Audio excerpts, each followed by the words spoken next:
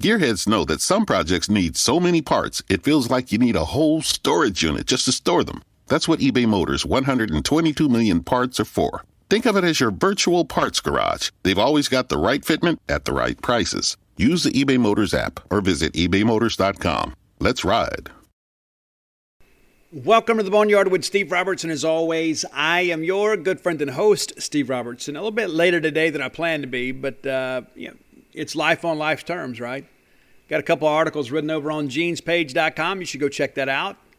One of them is free. One of them is VIP. One of them is about Mississippi State's newest verbal commitment, Marcus Banks. I'm going to explain to you why he's still a verbal commitment in the next segment of the show and kind of explain how that process works.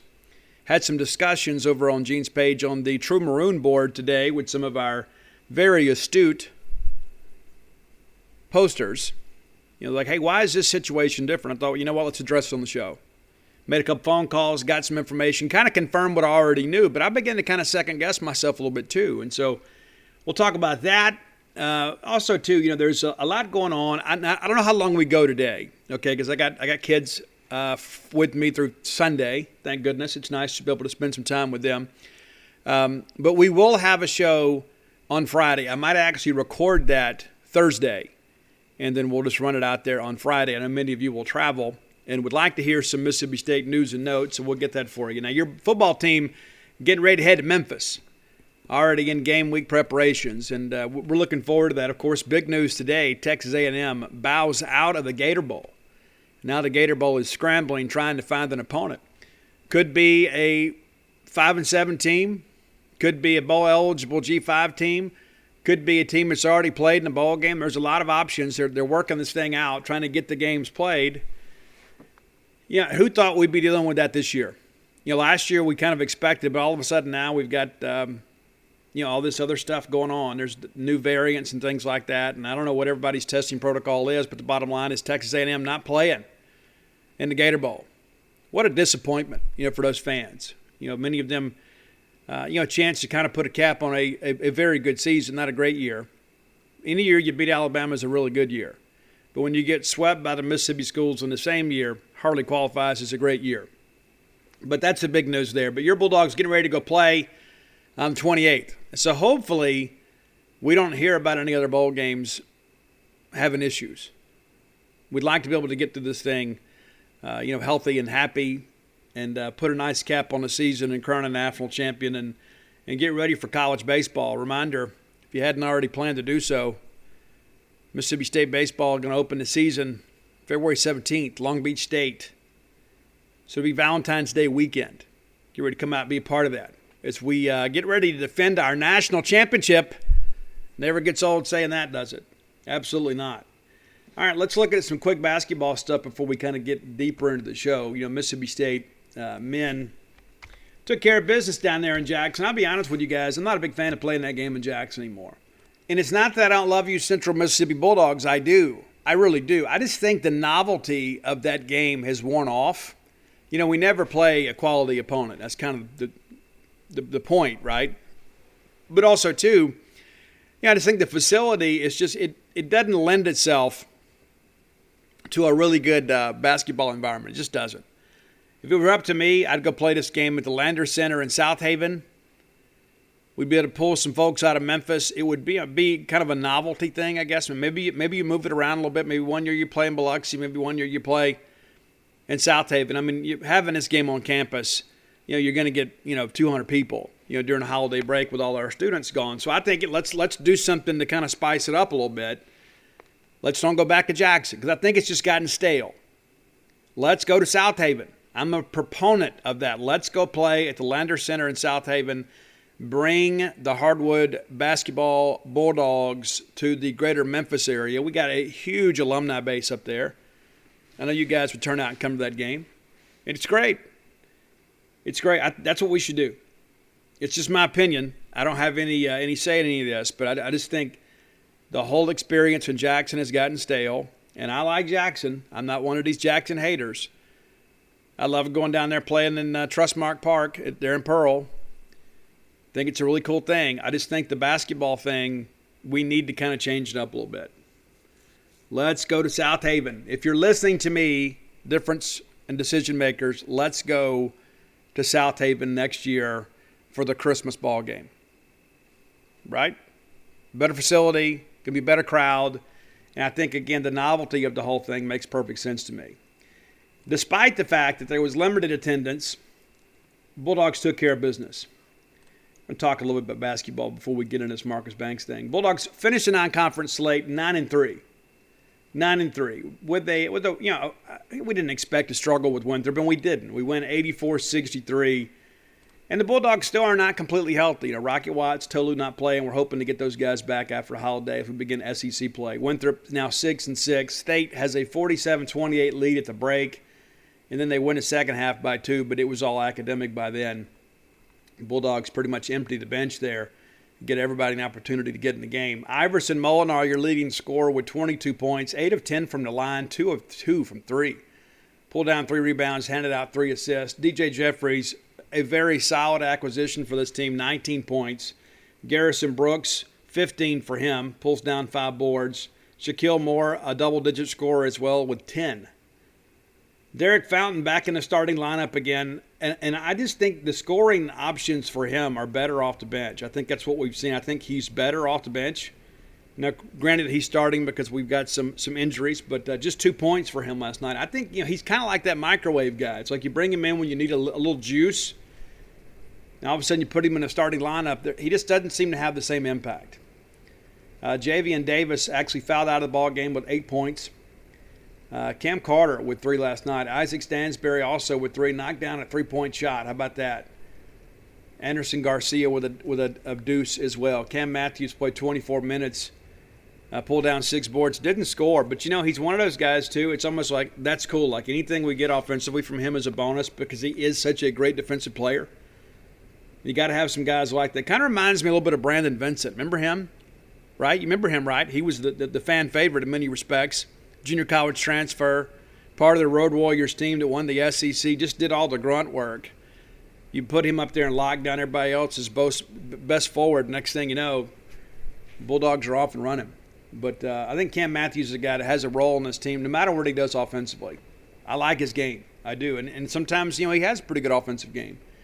He's a guy that kind of cleans up the glass and gets some putbacks for you. But 84-63 winners. And so that's it for men's basketball until December 29th. We're going to play against Arkansas in Humphrey Coliseum. It's an 8 p.m. tip. It's an SEC game. It will be broadcast on the SEC network. And I know it's difficult to get up and go to work the next day. But, man, if you're going to be late or you're going to be a little bit groggy or need an extra cup of coffee, what better way than to be here for the SEC opener? A lot of people have said, hey, Steve, what do you expect from this team? I still expect to be a tournament team. I think when we're healthy, that we can compete with just about anybody. But when you look at the way this thing opens up here, it's not going to be SEC play is never easy. We're not going to get off to, the most advantageous SEC schedule just to kind of open up. We're going to get Arkansas, and Arkansas is going to be good. They always are. Now, we always seem to find a way to compete with them here. Ben Howland just kind of has a way, kind of getting those guys' number. It's just kind of part of the deal. But, Arkansas, we know the quality of that program. It's never going to be a walkover game. They're 10-2 in the non-conference. Played pretty well. Got off to a pretty big streak there. And then they lost to Oklahoma. And then they lost to Hofstra, believe it or not, in North Little Rock. One of those games you take off campus. And then, they beat Elon on Tuesday in Bud Walton Arena, their final tune-up before play nice. And so they're going to be a good team. And then we're going to go on the road, for a couple ball games. And one of them's really important to you guys. We're going to go to Missouri first. That's January 5th. The Tigers have had some talent here as of late. I remember going up there a couple of years ago and getting cheated out of a ball game, though. I'm sure you guys do, too. You remember the Lamar Peters thing, right? You remember that? It's ridiculous, man. I'm still bitter about it. You should be, too. Life is short. Death is certain. But we are unforgiving when it comes to this kind of stuff. Missouri, again, a lot of talent this year, but 6-5. They're a young team kind of figuring some things out. So that's a winnable game for us. But it's always so tough to put on that dark jersey and go on the road in this league. I'm kind of glad we're getting them early. And we get them right after they play Kentucky. They'll open up at Rupp, and then they'll be home against us. And so, we got a chance to go steal an easy one, an early road win, and that would be huge for this team. I think we're capable of doing that. And then, of course, we're at Ole Miss on January 8th. So here's the deal.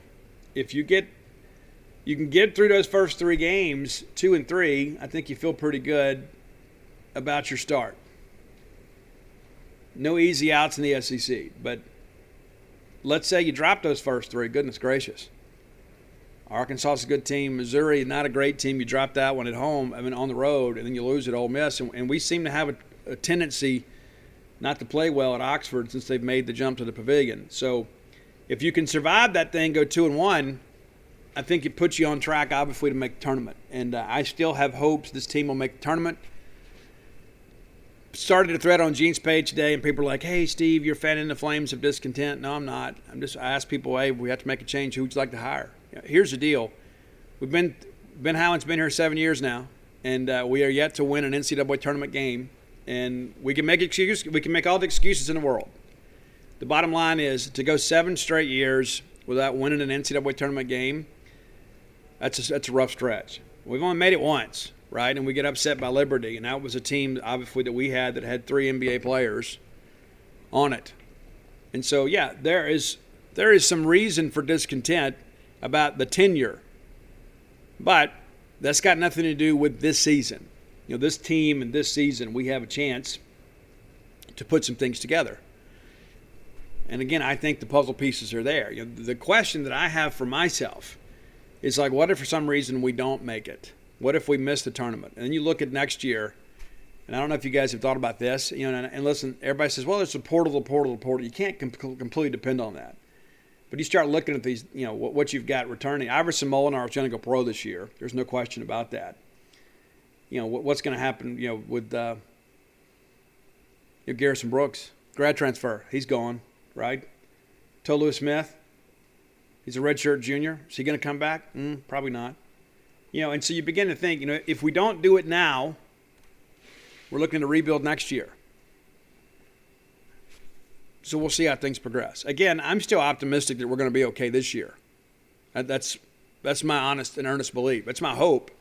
But I think, again, the pieces are there once everybody is healthy for us to get out there and compete with just about anybody in the SEC. I still believe this is a tournament team. I don't think they're a lot of fun to watch at times. But at the end of the day, if I want to be entertained, I can go to the movies or watch Netflix. I want to watch Mississippi State win.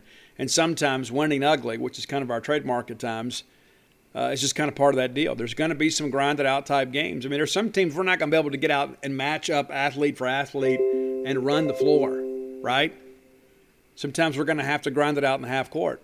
And so, again, I think we're going to be okay. I think it's just a matter of we got to avoid the abysmal start. Let's thank our friends at Bulldog Burger Company, longtime sponsors of this show. I love Bulldog Burger Company. You will as well.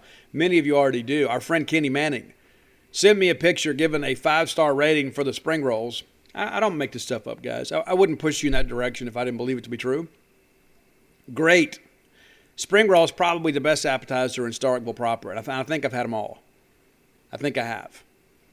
The spring rolls always bring me back. Mike Nemeth likes it so much he has it as an entree. Just orders the appetizer and eats them all himself, and then gets a side of fries. It's incredible. You can get a great restaurant quality hamburger. I encourage you to do so. If you just want the straight rock and roll American type hamburger, get the Bulldog. You can't go wrong there. But you know what? I'm encouraging you to experiment a little bit. Have the smokehouse. Have the pimentology, add bacon. Have the Bryant. Switch it up a little bit. You'll be glad you did. Have that BLT salad, which is fabulous. I've never finished it. They ought to have like a contest. Like if you finish it, you get something. It's very substantial with the portions. 3 great locations to serve you. University Drive right here in Start Vegas, Gloucester Street there in Tupelo, and of course a brand new one, Lake Harbor Drive in the Richmond Flowwood area. You'll be glad you went by there. Bulldog Burger Company, the place where people go to meet. MEAT. All right, let's talk about Marcus Banks, the Alabama transfer committed to Mississippi State earlier this week, since we were together last. It was a bit of a surprise. Now, let me give you a little backstory on this too. So Marcus Banks was a 4-star out of Houston, Texas. He picked Alabama at the All-American Bowl over Florida, A&M, and many others. Has basically been a career special teams guy at Alabama. Kind of got buried on the depth chart a little bit. Played some this year. Started a game against Mercer. He was a 2-deeper against Miami. Played in that game as well. Job had a turf toe injury, so they started Banks against Mercer. He responded with 4 tackles and an interception. Long, lean, fleet-footed corner. A lot to work with, a lot to like about him. You love his potential. You're a little concerned about production. Now, some of that, obviously, is he hadn't had a lot of game reps. And so that you begin to ask, say, well, why isn't he playing? Well, there's a lot of good players at Alabama that aren't playing. And the reality of it is Alabama is the premier program in the country. And so if you get a 2-deeper from them, there's a good chance that he can contribute here. And you say, well, Steve, you're basically saying Alabama's better than us. I don't know that that's breaking news. And I'll take all the Alabama defensive back defections off the trash heap of college football. I'll take them every year because Nick Saban is the premier evaluator of defensive backs in the country. And it's not close. Now, Banks commits to Mississippi State. There were a lot of rumors he was about to commit to Miami, and I will tell you there is some substance to those rumors. It was never a done deal he was going to State. Now, Jason Washington, your safeties coach here in Starkville, has a long-standing relationship with Marcus and his mother. He has committed. He's trying to figure some things out. Now, he cannot sign today. Now, what he can sign, and this was kind of the subject of a discussion over at Gene's Page. If you know Colonel King from Gene's Page fame, he is in every thread. He is a prolific poster. And he brings up, hey, well, what's the situation with Pitt signing the USC quarterback? And then the coach talks about it. Well, here's how it works. 4-year transfers do not sign a national letter of intent. They can, however, sign the conference scholarship agreement and the institutional acceptance of offer. Now, what that does is, like, say, for an example, if he signed an SEC financial agreement, that means that no other SEC school can recruit him. The issue is that there's not a lot of SEC schools in the mix with him. It would not prevent Miami from continuing to recruit him up until he enrolls in school. That's the only thing that is binding with a transfer, and that brings up a different discussion. You know, the NCAA transfer portal is still relatively new. There is a discussion going on behind the scenes among policymakers in college football that 4-year transfers should be able to sign a national letter of intent, thus ending the recruiting process. If they have made their selection, they should be able to sign and then no risk to the school whatsoever. Now, people say, well, last year, Steve, we had some transfers, and the university announced them like a day or two later. And that's because they came much later. Those commitments came in January. Like Mekhi Polk announced and then was able to sign and enroll in classes basically a day or two later. Jalen Green, similar situation. Matter of fact, if you remember, Jalen Green went all the way up to the drop ad date. Might have even been a day past it. And, of course, you work that out with your own registrar. And so that's the perception is that, hey, well, these guys last year, they announced and then signed right away. It's because they waited much later to do it. It is a dead period between now and January 13th. And then I believe we start spring classes on the 15th. I believe that's correct.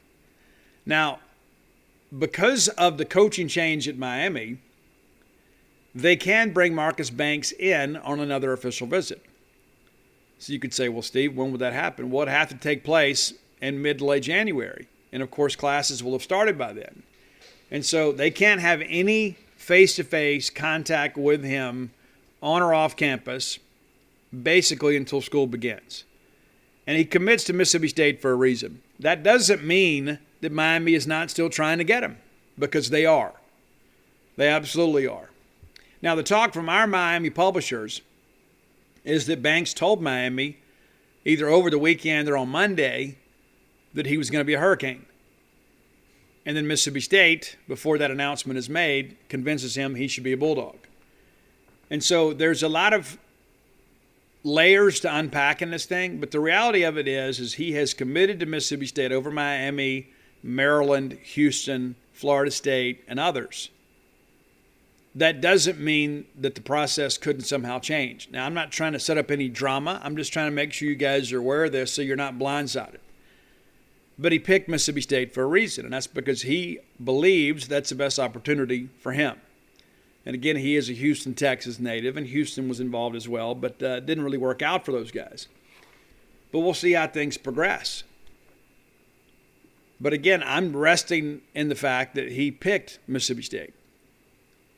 He made a public declaration. His mother then goes on Twitter and says, hey, I need my cowbell now. So we can feel comfortable with that, but we also are kind of keeping our eyes peeled because of the fact that there's nothing to stop Miami or anybody else from contacting him and saying, hey, let's keep this process going. He did officially visit both schools, and that, of course, was the Manny Diaz staff at Miami when he did visit. So, again, we'll see how things progress, but that's kind of where things stand today. I want to make sure you guys understand how that all works because there's nothing at this point that protects us. Hey, Bulldog fans, it's the holidays. That means it's entertaining time. It's a new season, which means it's time to switch from white to red wine, shandies to stouts, and vodka crayons to whiskey sours. So if you're looking to get seasonal beer, wine, and spirits delivered directly to your door in under 60 minutes, do it with Drizzly. That's D-R-I-Z-L-Y. Right now, Drizzly is giving new customers $5 off with code FAST5. That's FAST5. So download the Drizzly app or go to drizzly.com. That's D-R-I-Z-L-Y.com. Use promo code FAST5 for $5 off that first order. And here's the deal. How many times do you plan a nice evening at home and you have some unexpected guests? Maybe you forgot to get that great seasonal bottle of wine. Have that handled through the fine folks at Drizzly. Right now, again, Drizzly's giving $5 off. Use that promo code FAST5. You can use the app. You can use the website. Maybe you're not an app guy. Maybe you're not. Maybe you're a website person. It's the most convenient way to buy beer, wine, and spirits with delivery directly to your doorstep in under 60 minutes. Drizzly is the #1 app for alcohol delivery. So again, download the Drizzly app today or go to drizzly.com. That's DRIZLY.com. It takes a lot of ingredients to fix or build a car, like cooking, but without the frozen dinner easy way out. eBay Motors has 122 million parts. It's always the right fitment, so you can follow any recipe to a T. Whether it's a vintage Italian coupe that's classic like Grandma's meatballs or a German luxury car that's as complicated as Oma's rouladen, to cook up something great in the garage, use the eBay Motors app or visit ebaymotors.com. Let's ride. Now, the situation with Slavis, the USC quarterback or Slovis that committed to Pitt, from what I understand, he has already signed his financial aid agreement and, the acceptance letter, but he is still a recruitable athlete. Despite the fact that he has signed those agreements, despite the fact that Pat Narduzzi has made public comments about him, he is still a recruitable athlete. So he and Banks are similarly situated in that regard. The difference is Banks hadn't signed anything with Mississippi State yet. Now, and again, even if he does, it doesn't slow down the Miami pursuit of him because they're not a Southeastern Conference school. And so it is a convoluted process that needs to be simplified.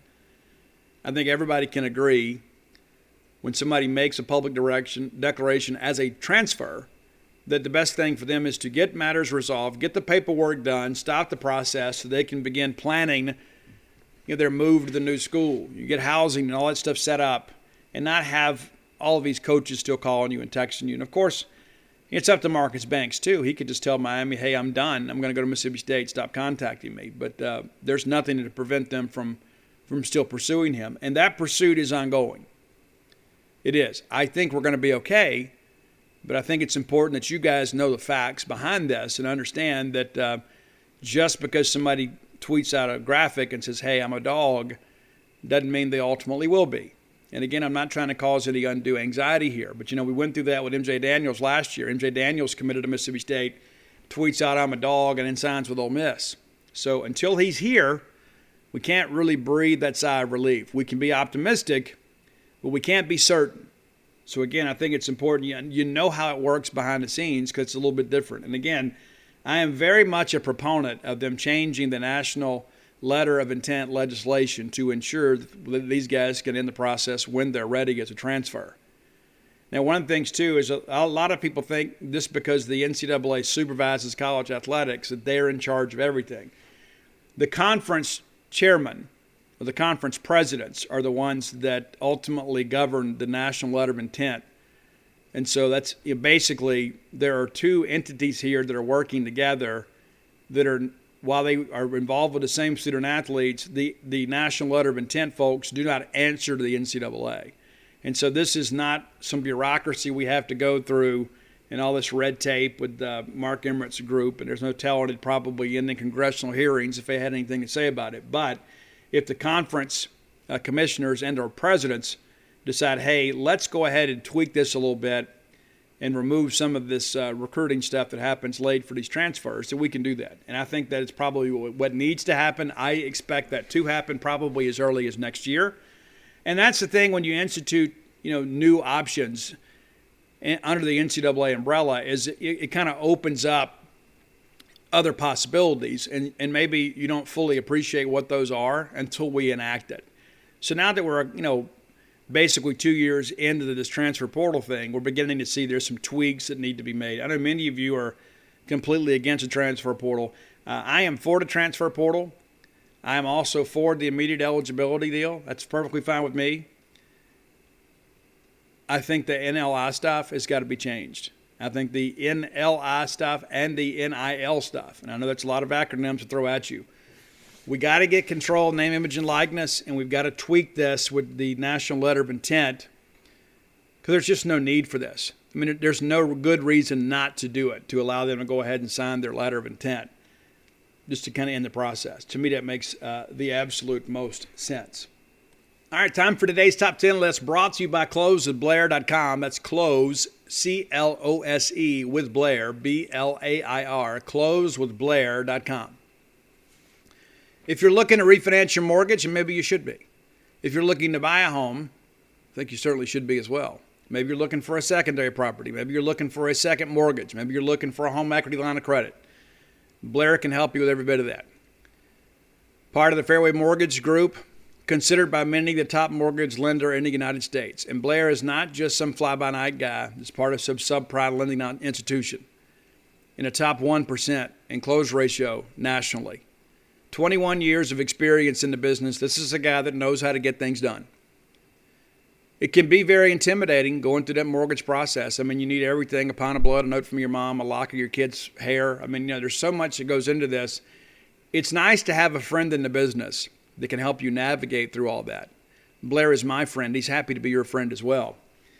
And if you're doing business with him and you listen to this show, guess what? He's going to give you a discount. There's so many fees associated with mortgage lending.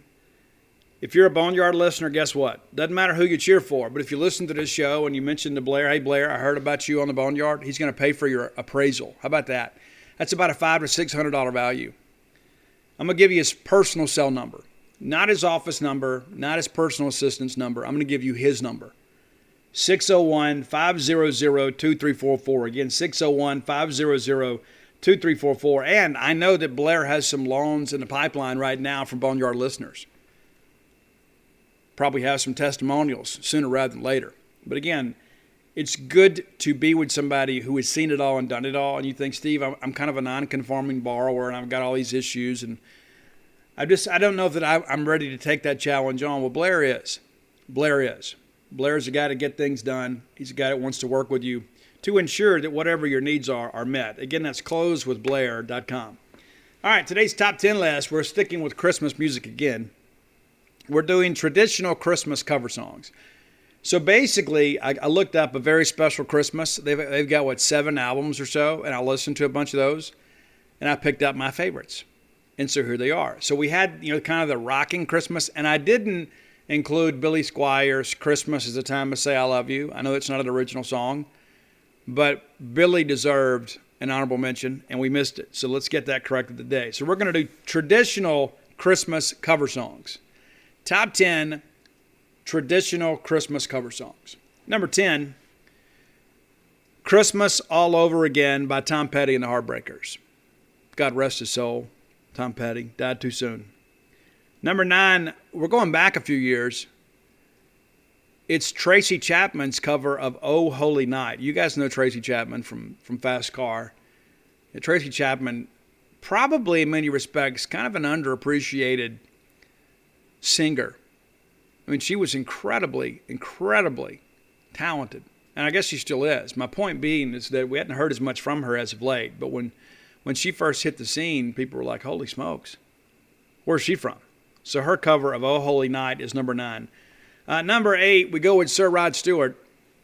Let It Snow, Let It Snow, Let It Snow is number 8. And if you follow me on Twitter, I recently shared a video. You know, there's so much out there on Twitter. There's people always tearing people down, always people to remind you of your mistakes, and some of it's not so good-hearted. But I saw this video. This lifelong Rod Stewart fan is dying. I believe he has brain cancer.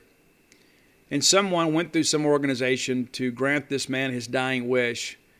And that was to get a video from Rod Stewart. And Rod, of course, sings one of his favorite songs to him. And partially, and then wishes him the best and blows him kisses. The whole thing lasts about a minute.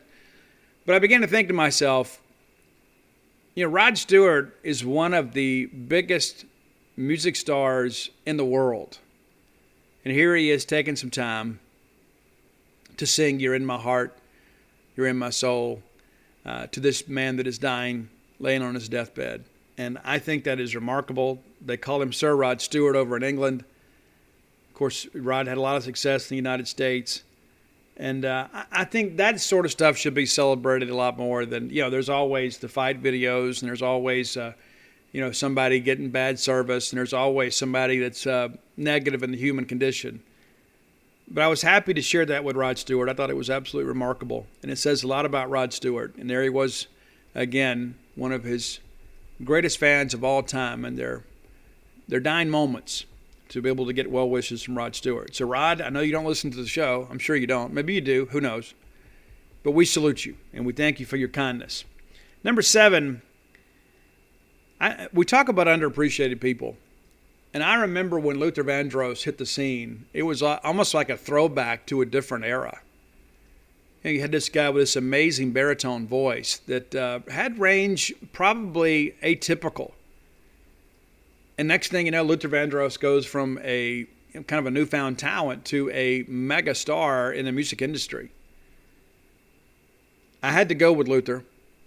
I know many of you are big Luther Vandross fans, at least your parents were. But his version of the Christmas song is your number 7 song. I think it's absolutely outstanding. Absolutely outstanding. I mean, his voice is so smooth, man. It's like crawling under some warm sheets. Number 6, I was a big Jewel fan. I don't know if you guys were. That song, Who Will Save Your Soul, is beautiful. It is absolutely beautiful.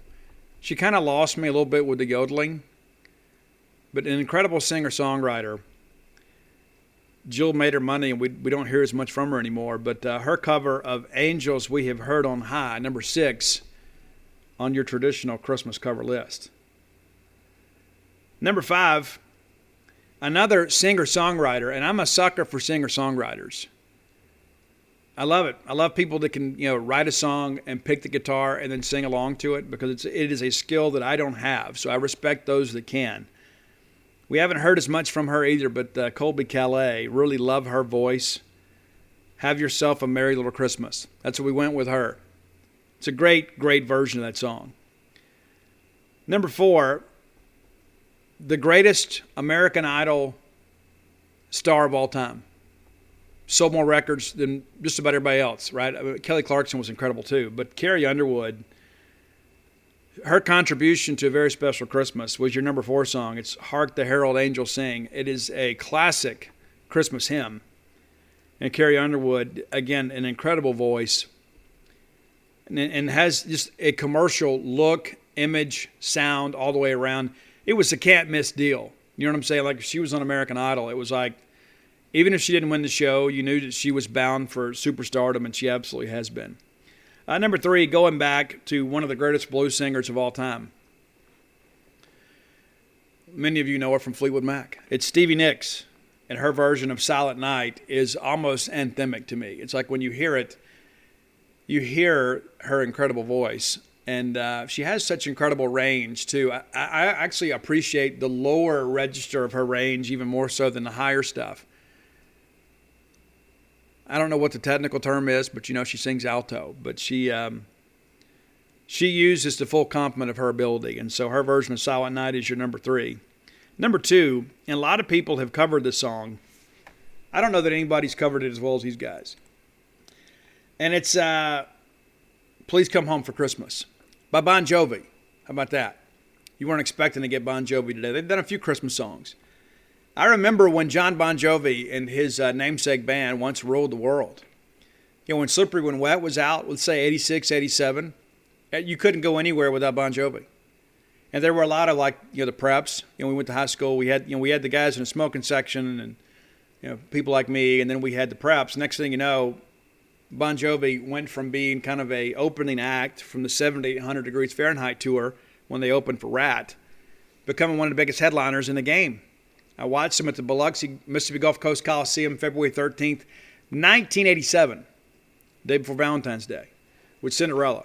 It was an incredible show. I'll never forget that. One of our friends' moms took us because we were all so young we couldn't drive yet.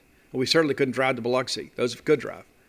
We went down there, got in her Lincoln Town Car, and then enjoyed it. I raked leaves for 3 weeks to save up money, bought myself a Cinderella shirt and a Bon Jovi shirt. I was the coolest kid in Columbia. But Please Come Home for Christmas. A nice rendition from John and the Boys. But number 1, and you hear this everywhere, and again, a global talent. And, somebody that started out, and next thing you know, we weren't quite sure where this thing was going. And one of the most recognizable voices in all of music today, it's Mariah Carey's version of All I Want for Christmas Is You. A lot of people have covered that one, too. Nobody as good as Mariah Carey. And, again, a very sentimental song, a very happy song.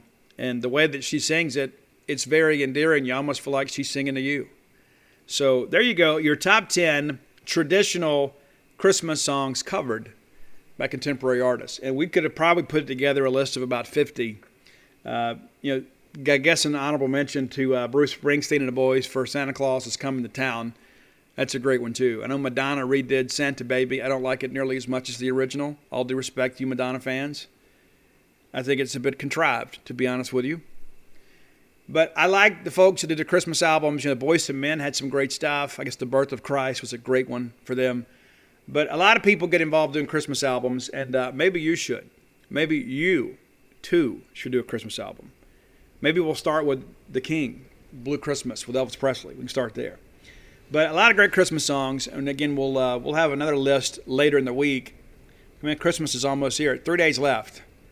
3 days left. That's it. 3 days left. Get excited. All right, next segment of the show brought to you by Campus Bookmart. I was there earlier this week when I bought some gifts. Probably spent a lot more money than I should have. A lot of good stuff in Campus Bookmart. That's the thing I always think about. If you have a Bulldog fan in your life, you're going to find something they need or want at Campus Bookmart. Find some things you need or want too. And what's life without taking care of ourselves every once in a while and treating ourselves to something new and nice? You can find it at Campus Bookmart. There's nothing better. Like when I walk into somebody's house and I see a bunch of Mississippi State on the wall, I feel like I'm at home. I'm like, okay, I'm among friends. I'm among family here. That's how your home should look too. Rep the brand, man. Have the M over S, have the maroon and white everywhere you go. We got a Bulldog ornament on our tree. He's right up there beneath the angel. Right? You can even find ornaments there at Campus Bookmart. That's the only thing that's above Mississippi State, right, is the angel, right? You know what I'm saying. So visit them today on the World Wide Web at campusbookmart.net. And by being a loyal Boneyard listener, we'll give you a phrase that pays. It's BSR, which stands for Beautiful Steve Robertson. And that'll get you free shipping on all orders over $50. Any order less than $50, absolutely incomplete. Of course, a little bit late to do online shopping now. Maybe you can run by there, as I did, and fill your sleigh with Christmas goods. And I'm going to go ahead and prepare you now. Aunt Bertha is going to get you socks again. So if you're holding out hope that you're going to get that nice Mississippi State pullover, let me go ahead and give you the spoiler alert. You're not getting it. Take care of it yourself. Plenty to choose from. And a lot of national championship merch still there too. I was surprised by that, because you guys have spent so much money on that. But you can get, there's even some national championship merch at Campus Bookmart at a discount. You can get now. I think I saw like national championship merch T-shirts, like 30 to 40% off, something like that. So if you're looking to maybe plan ahead for baseball season, buy yourself a T-shirt or two from campusbookmart.net. All right, let's talk about what the Bulldogs want for Christmas. There's a lot still out there recruiting-wise to go, but I think the first thing on our Christmas list for Mike Leach and the Bulldogs is a win over Texas Tech in Liberty Bowl. Now, it's good to have trophies. It is. It's good to have revenge. But more importantly, it's good to have momentum heading into the offseason. We don't want to end the year, even though we'll have a winning record, we don't want to end the year on a 2-game losing streak. And that was the deal last year. We ended the year on a 2-game winning streak. We just destroyed Missouri, and then we beat up Tulsa, and we won the ball game. And so we ended the year on a very high note. We want to be able to do that this year. We want to end on a winning record because we have a lot of juice right now. We're doing well on the recruiting trail. And so not to mention, I want Mike Leach to have a little measure of revenge, too, against Texas Tech based on how they treated him.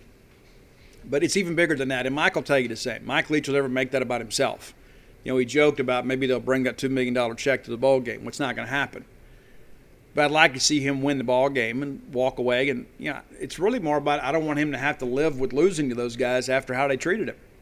But at the end of the day, nobody's bigger than the program. What's best for our program? Let's go win a ball game against Texas Tech and end the year with 8 wins.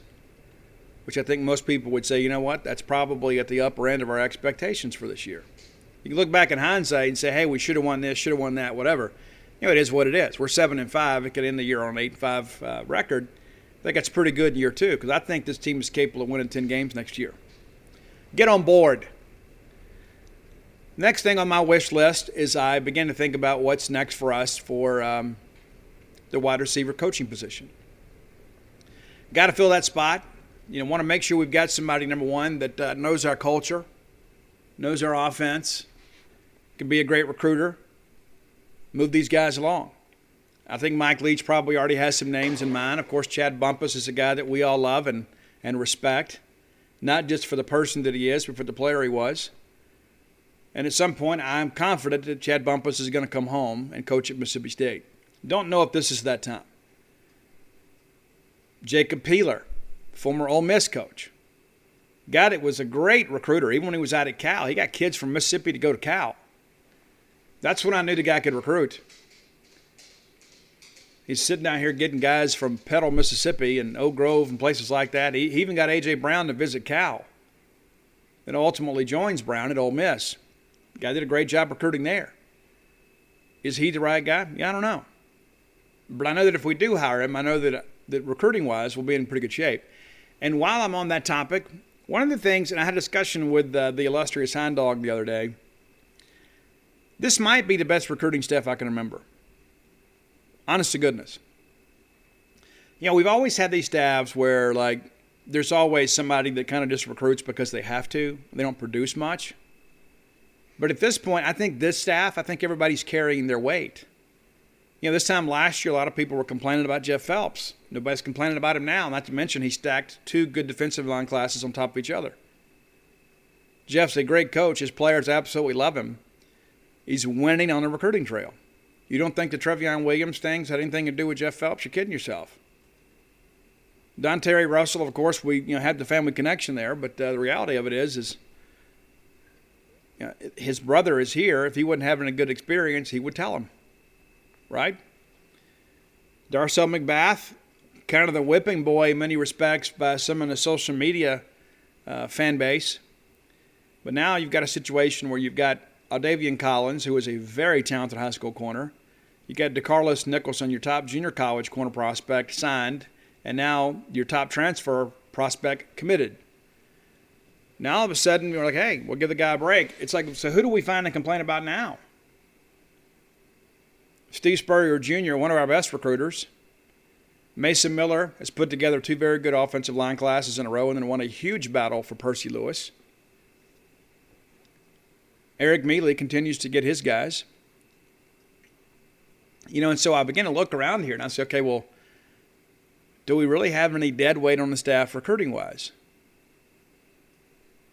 Look at our linebackers. Look at what Arnett and Matt Brock did at this linebacker class. I told you guys, I'm really excited about this group.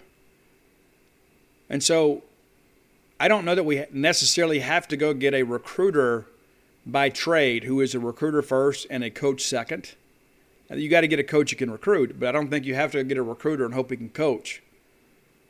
And so the reality of that is I think we're going to be okay recruiting-wise either way, no matter which direction we go. Is it Drew Hollingshead?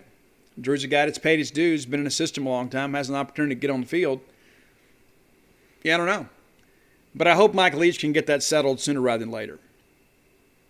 Then I think about this recruiting class. We know what else we need, right? We have put together a good class. It could be a really good class. I won't say it could be a great class because I think that, there's our skill position guys. I think we've done really well there. But I'd like to think at some point we can graduate to getting more 4-star type quality receivers. And again, I'm not saying anything negative about the guys we have. I just think at some point as this offense evolves, we'll be able to, attract some better talent. I think we did a pretty good job last year. So we're getting better receivers than we've normally got. I think that the best is yet to come at that position. But you probably need to transfer a wide receiver. You might need 2. I do not believe Malik Heath is coming back. I don't. Does that mean that he goes pro? Does that mean he goes in the portal and ends up at Jackson State with Deion? I don't know. But I don't believe he's coming back. He went through senior day. So he's kind of tipped it off a little bit and kind of let us know. And there was some discussions back then that he's going to try to go pro, going to bet on himself and enter the draft. Probably needs another year. But the reality of it is I think Malik Heath is probably ready to move on and try a shot at pro football. And I think that's a guy, too, that'll run well at the combine. And I think he's a guy that'll impress in workouts. I really think his best football is ahead of him. I really do. But I don't think he's coming back. So if that's the case, maybe you need to get 2 receivers. And we know Mekhi Polk is going to likely submit his paperwork to get feedback from the NFL Draft Advisory Board. What does that show? Does he come back? And I certainly expect that to be the case. But again, I want you to be aware of the possibilities. So maybe we need 2 transfers. Maybe. Got to get 1 for sure. Maybe 2.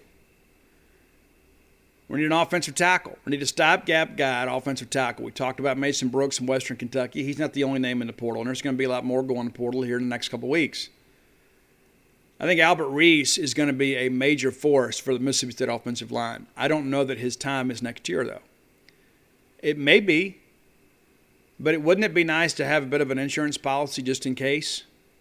Just in case it's not quite right. Now, that's the thing you think about, too, is like, Percy Lewis, the guy's going to be here in January. He's going to have to get up to speed very quickly.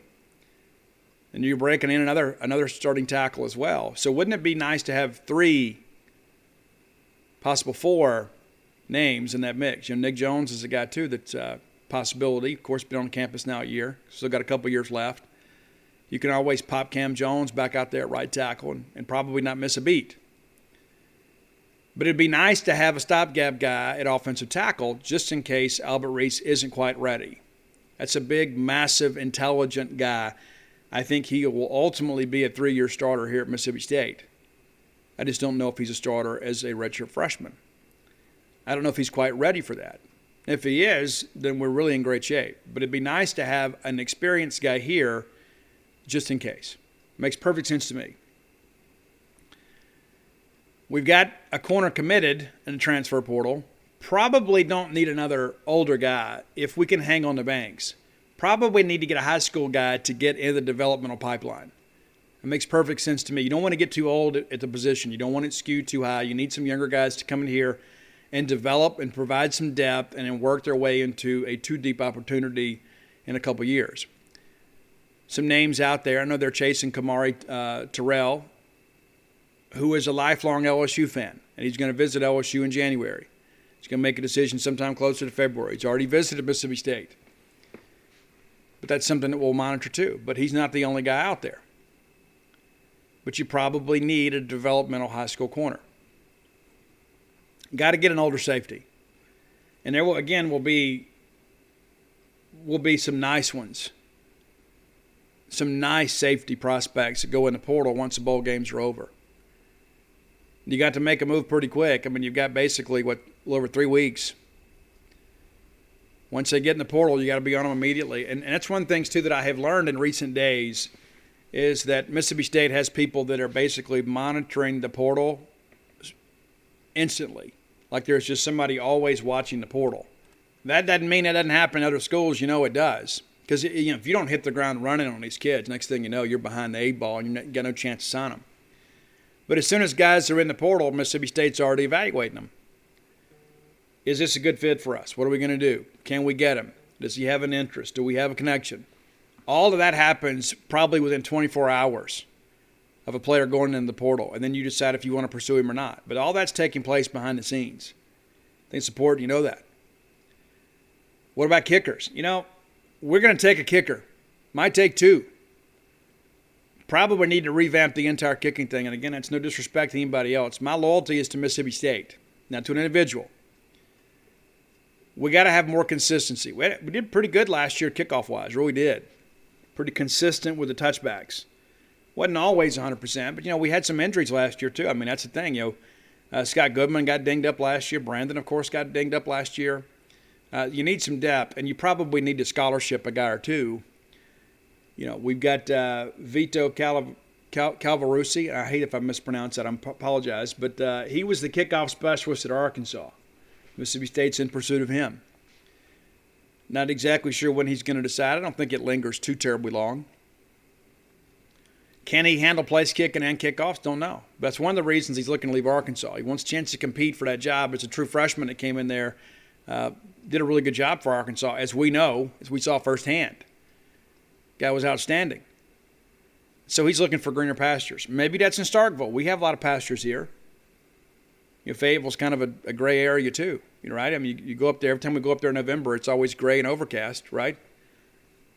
But, all due respect to Arkansas, I mean, the reality of it is if the guy wants another opportunity, he's going to have to leave.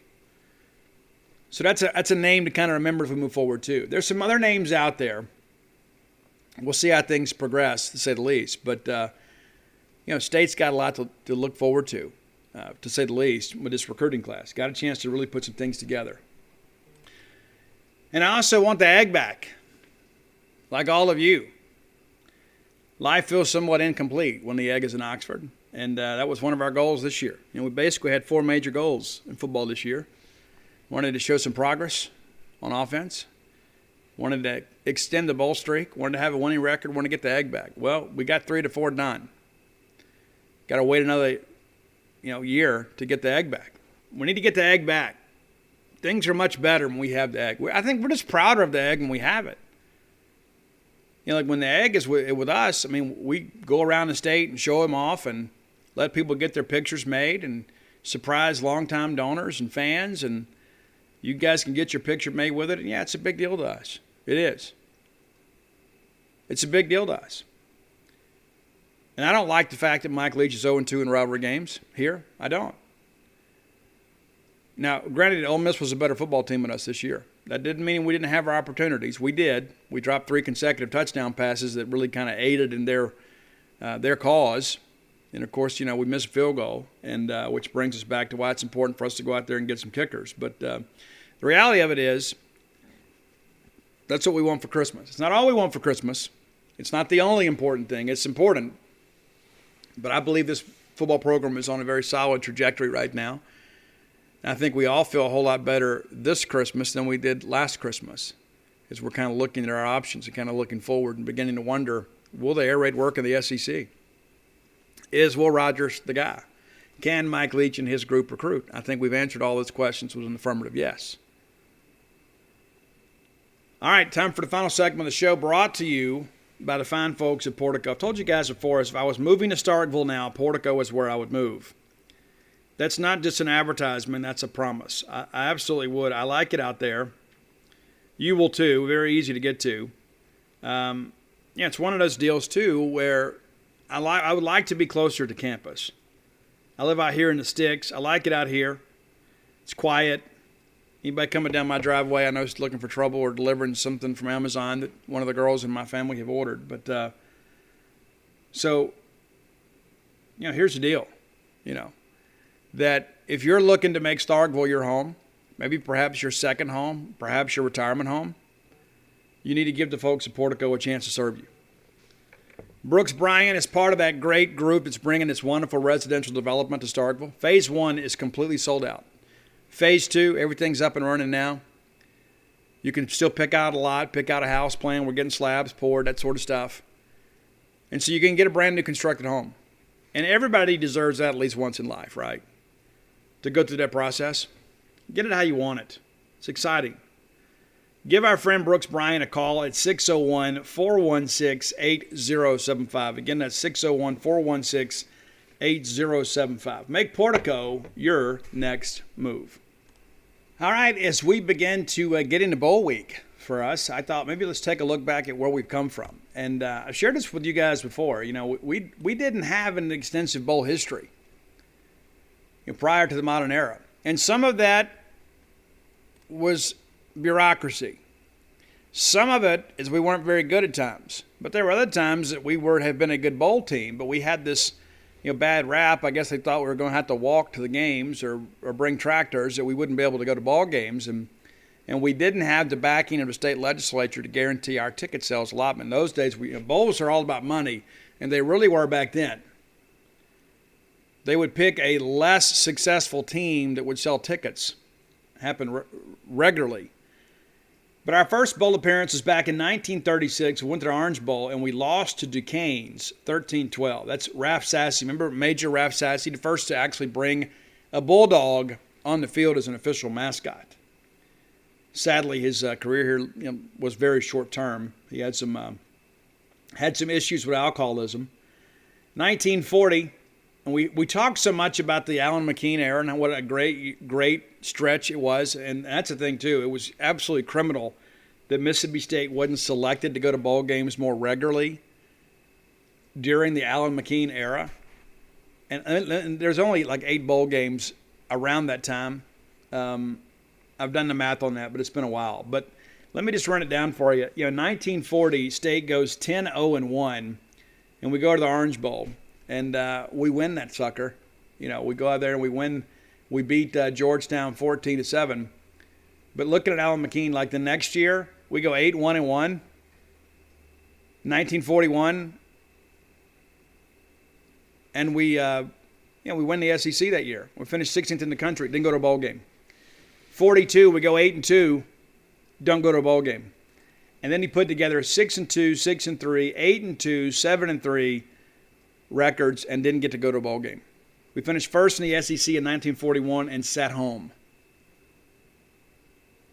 Well, let's just let it sink in for a second. How does the SEC champion sit home in bowl season? Well, it's because we didn't have the backing of our state legislature, and there was a lot of politics involved in bowl games. So we didn't get to go. But he did win the one in 1940. We didn't go again until 1963 when Coach Paul Davis took us to Philadelphia, one of the coldest games in the history of the world, and played the Liberty Bowl against NC State. It was our own Bill McGuire that blocked a punt that set up a touchdown. Mississippi State wins the game 16-12. Really good team there in 63. That 63 team, too. The guys on that team, too, we didn't beat Ole Miss from 1946 to 63. We tied them in 63, and then we beat them in 64. But that was a big turn for us under Paul Davis. We didn't go back to a bowl game for 11 years after that. Coach Bob Tyler takes us to the Sun Bowl. With Rocky Falker at the helm, we beat North Carolina 26-24 in that bowl game. So again, begin to think about this. Prior to 1980, Mississippi State went to 4 bowl games. We were 3-1, and we should have been to a bunch more bowl games. We didn't get picked. We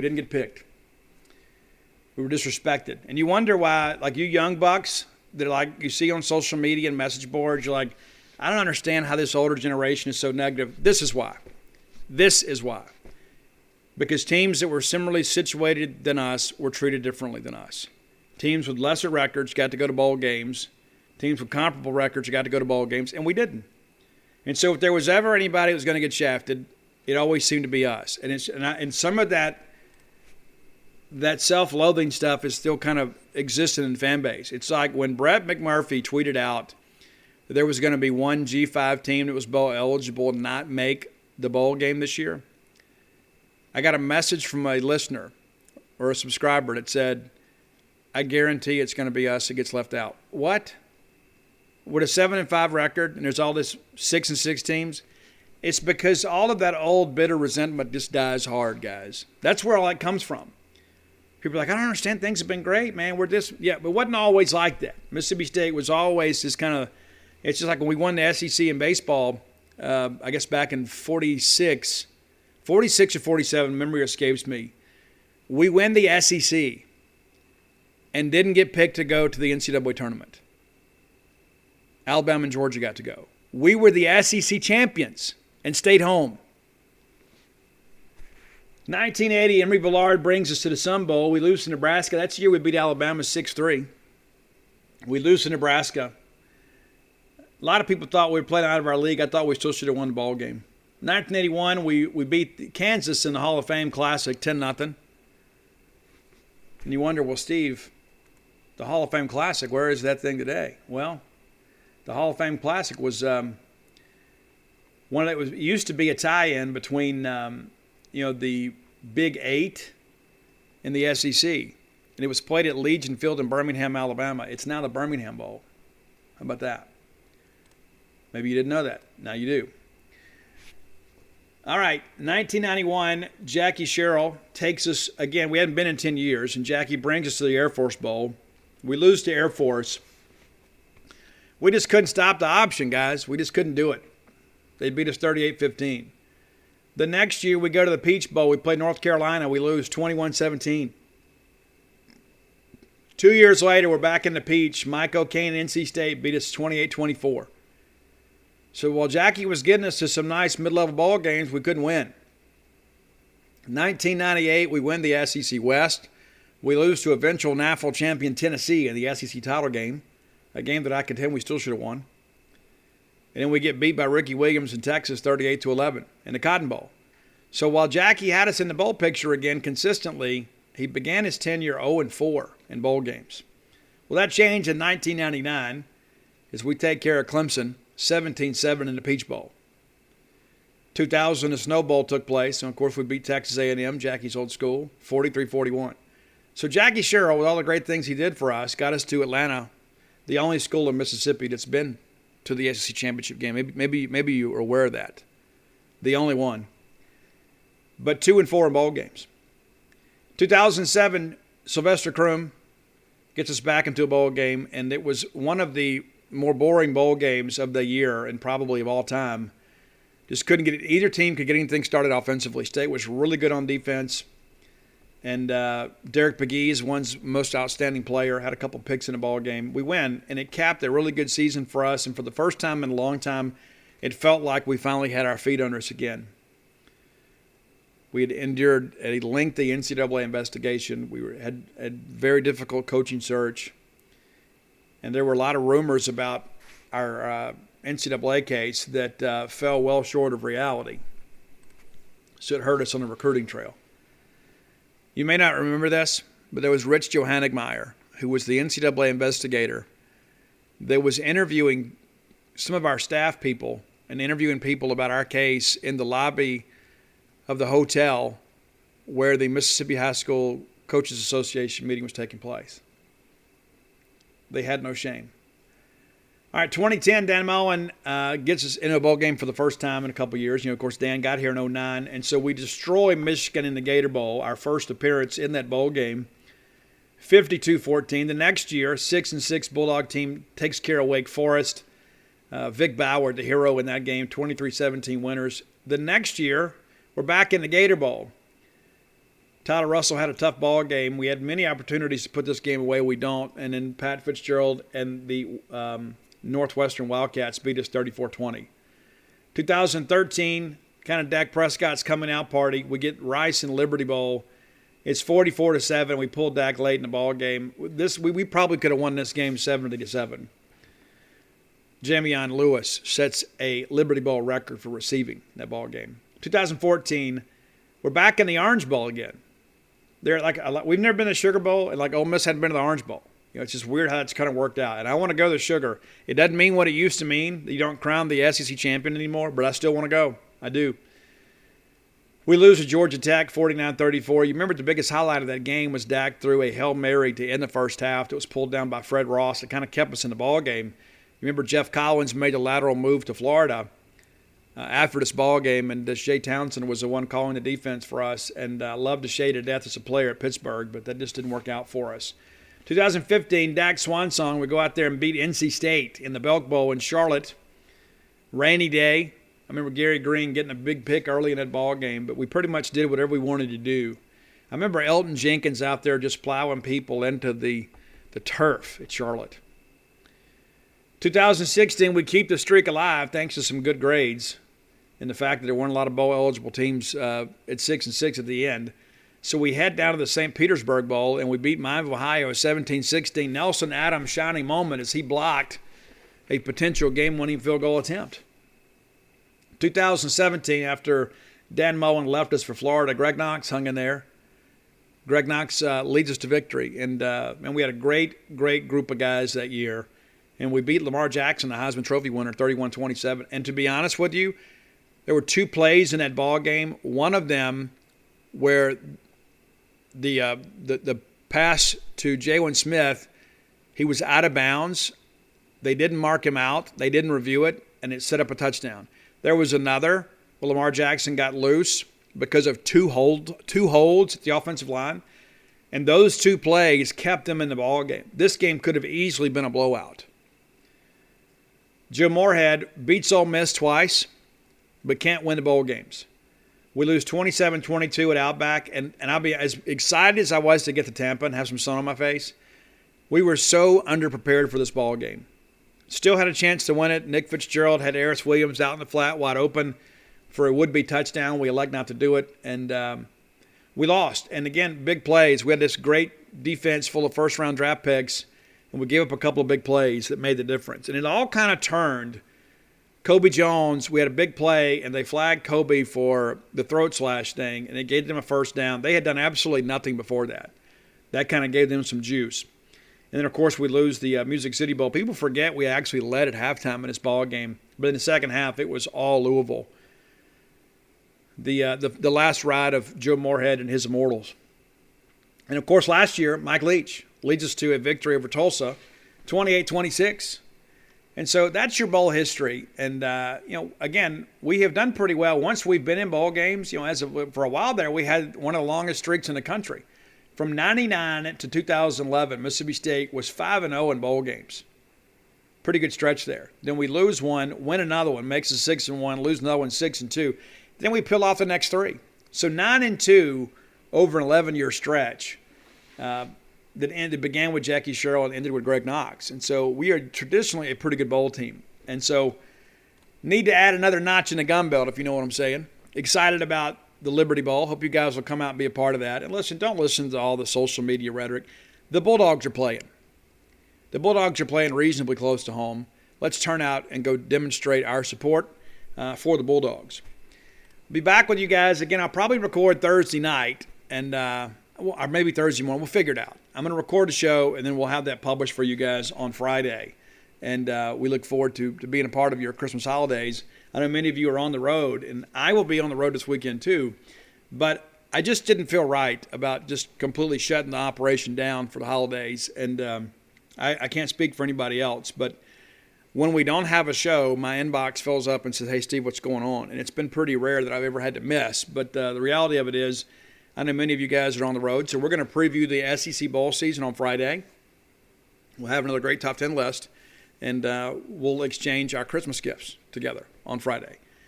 That's going to do it for today. It'll probably be a shorter show, kind of like this one on Friday, too. So there's not a lot to talk about between now and then, but we'll come up with some things and preview the SEC Bowl season. And any recruiting information I can dig up between now and then, we'll be happy to share it. But until then, let's all live our lives in a way we'll make more friends than enemies, and people can see a difference in the way we live. It takes a lot of ingredients to fix or build a car, like cooking, but without the frozen dinner easy way out. eBay Motors has 122 million parts. It's always the right fitment, so you can follow any recipe to a T.